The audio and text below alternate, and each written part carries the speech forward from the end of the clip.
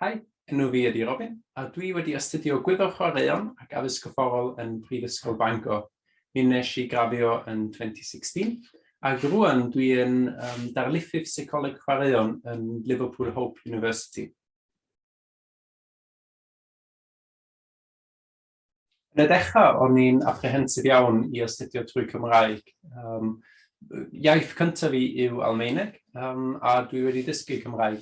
So, dydy Cymraeg fi erioed wedi bod yn arbennig o dda. Ond ar ôl lot o siarad efo staff yn Bangor, a ffeindio allan amdan faint o support sy'n yna I myfyrwyr astudio trwy gyfrwng y Cymraeg. Ges I fy convincio I basically give it a go. A dwi falch bod fi wedi.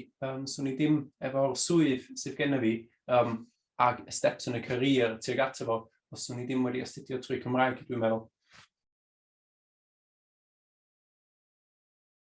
Y peth gorau efo astudio trwy gyfrwng y Cymraeg ydy, os oes yna unrhyw aseiniad ydych chi'n cyffyrddus I submitio trwy Cymraeg, mi fedrwch chi. Ond os oes yna unrhyw aseiniad lle mae'n well gennych chi gwneud o trwy Saesneg fel arfer, fedrwch chi gwneud hynny hefyd. So, fedrwch chi basically pick and choose pryd ydy'r gorau gennych chi gwneud aseiniad trwy Cymraeg, a pryd yw'r gorau gennych chi gwneud aseiniad trwy Saesneg.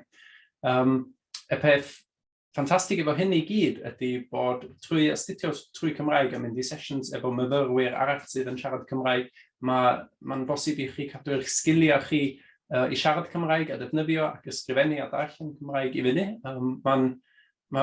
Dwi wedi sylwi bod fi'n mynd yn rusty yn ofnadwy o sydyn os dwi ddim yn defnyddio iaith penodol am chydig bach o amser. So mae astudio trwy Cymraeg wedi bod yn defnyddiol iawn jyst cadw sgiliau fi yn hollol siarad.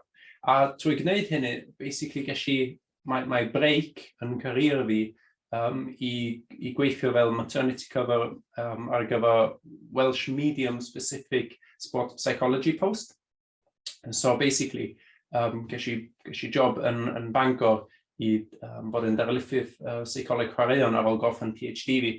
Ac mi roedd hi'n angenreidiol gallu siarad Cymraeg yn y swydd yna. Mwyn gallu dysgu trwy gyfrwng y Gymraeg a basically os ydych chi byth meddwl bod yna chance I chi gorfod siarad yn Cymraeg yn unrhyw swydd ydych chi'n neud yn y dyfodol, bydd ni o bofiad fi yn tic masif yn unrhyw interviews gen yr employer, enwedig os ydych chi'n mynd ymlaen I dysgu neu jyst gweithio efo bobl fel mae lot yn gwneud mewn fel sports degrees a programs a falle fel hyn.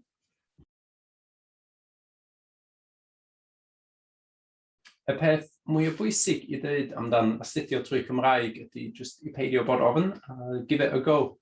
Dwi wedi really mwynhau astudio trwy Cymraeg a dwi falch iawn bod fi wedi gwneud. So, os ydych chi efo unrhyw doubts, just triwch peidio poeni, give it a go. Ac os ydych chi ddim yn licio, fedrwch chi o hyd newid yn ôl I English medium. So, os ydych chi ddim yn trio, newch chi byth ffeindio allan ag os ydych chi astudio trwy gyfrwng y Cymraeg, bydd o yn gwneud mwy o lles na harm fel arfer ni. Dyma beth dwi wedi ffeindio allan a dwi'n meddwl bod lot o ffrindiau fi wedi sylwi hefyd bod trwy gallu chi I bob tro newid yn ôl I Saesneg. Os ydych chi stryglo, nothing lost kind of thing.